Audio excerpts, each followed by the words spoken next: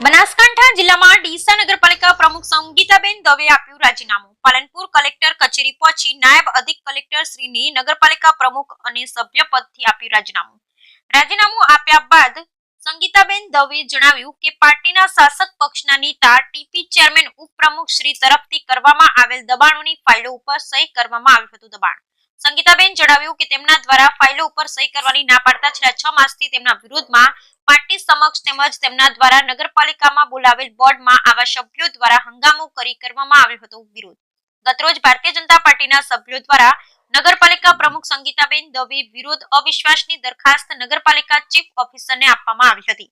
સંગીતાબેન દ્વારા આક્ષેપ કરવામાં આવ્યા છે પાર્ટીમાં તેમના દ્વારા પુરાવા રજૂ કરવા છતાં ભારતીય જનતા પાર્ટી દ્વારા આવા સભ્યો પર એક્શન બદલે તેમના પાસે રાજીનામું માંગવામાં આવ્યું। આ વિધાનસભાની ચૂંટણીમાં ભારતીય જનતા પાર્ટીની બ્રહ્મ સમાજના વોટની જરૂર હતી ત્યાં સુધી રાજીનામાની માંગણી કરવામાં આવી ન હતી। જ્યારે વા વિધાનસભાની ચૂંટણી પૂરી થતા ભારતીય જનતા પાર્ટીનો વિજય થતા બ્રહ્મ સમાજની દીકરી પાસેથી રાજીનામું માંગી લેતા બ્રહ્મ સમાજમાં પણ રોષ આંદોલન કરવાની ચીમકી। Bureau report Ramjibhai Raigur. હમણાં આપણે લોકસભાની ચૂંટણી હતી ધારાસભ્યોએ કામ કર્યા એ ડીસાની જનતા અને ડીસા તાલુકાની જનતા જાણે જ છે કે જ્યારે આપણે ધારાસભ્ય શશિકાંતભાઈ પંડ્યા હતા અને આગળ 80,000ની આપણી ડીસાની લીડ આવી હતી તો એમની વખતમાં 10,000ની લીડે આવી ગયા હતા। તો શું લોકો નથી જાણતા કે એ કેવો વિકાસ કરી રહ્યા છે અને કેવો કામ કરી રહ્યા છે? એ તો વિકાસને કામ કરી રહ્યા છે પણ મને વિકાસને કામ કંઈ કરવા દીધા નહીં।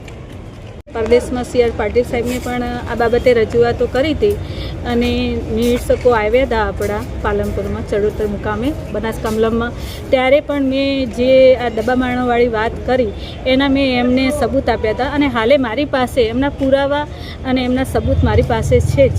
એમને જે દબાણો કર્યો અને મારા પાસે જે ખોટું કામ કરાવવા માગતા હતા એ હું નથી કરતી અને મારા પાસે એમના પુરાવા અને સબૂત મારી પાસે છે જ અને જ્યારે મીડિયા કહેશે તો હું આપીશ। તમને વોટ્સઅપ કોલ પણ કરેલા છે, વોટ્સઅપ મેસેજ પણ કરેલા છે?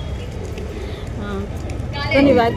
મેસેજની કોલ ધારાસભ્ય દ્વારા ધારાસભ્યની વાત કરું છું। ધારાસભ્ય જ્યારે પણ સહીની ઝુંબેશ ચાલે છે ત્યારે ધારાસભ્ય ખુદ વોટ્સઅપ કોલ કરી અને સહીઓ માટે અમુક સદસ્યોને દબાણ લાવે છે અને આજે પણ 11 વાગ્યા સુધી એ સહીઓની ઝુંબેશ ચલાવી છે। એક સદસ્યના ઘરે જઈને અને વોટ્સઅપ કોલ કરી અને સહીઓની ઝુંબેશ ચલાવે છે અને એમને એવી રીતનું કહે છે કે તમે સહી કરશો તો હું LK તમારું ભવિષ્ય ઉજળું છું અને તમને LK હું પાર્ટીમાં ટિકિટ અપાઈશ એવું એ બધા સદસ્યોને લોભામણી લાલચ આપે છે। મુખ્યમંત્રીને પત્ર લખીને રજૂઆત પણ કરી છે, શું રજૂઆત કરી?